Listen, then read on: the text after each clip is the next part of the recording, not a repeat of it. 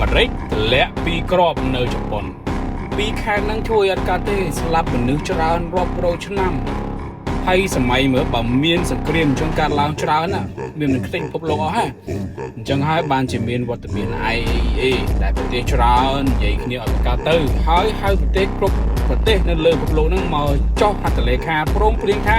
កុំឲ្យមានសង្គ្រាមនុយក្លេអ៊ែរអញ្ចឹងទៀតលើកលែងតែប្រមាណប្រទេសទេមានឥណ្ឌាមានអាហ្វហ្គានីស្ថាន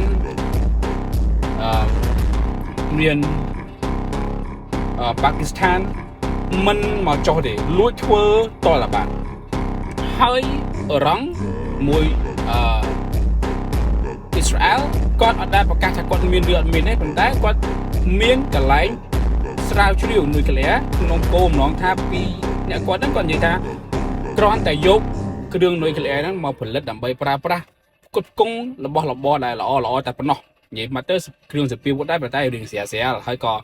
ប្រើប្រាស់លើអគ្គិសនីអីចឹងទៅដើម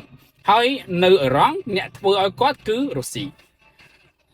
រាល់ថ្ងៃហ្នឹងមានអង្គការ IAEA ហ្នឹងតាមសង្កេតមើលប្រទេសណាដែលមានហើយស្រាប់តែគេឃើញថាអ៊ឺរ៉ង់មានគ្រឿងឧបករណ៍ទាំងអស់នេះអាចផលិតនុយក្លេអ៊ែរបានលើសពី10គ្រាប់ទៀតបើសិនជាចង់ផលិតតែអត់ទាន់មានផុសតាងអំណាចណាថាគេផលិតបានទេអាមេរិកឮអញ្ចឹងឲ្យគេរំលាយអ៊ឺរ៉ង់អត់រំលាយមកឲ្យគេបដ នេះហើយជាដើមហេតុដែលមានសង្គ្រាមនៅអ៊ឺរ៉ង់រាល់ថ្ងៃនេះឲ្យពួកយើងដឹង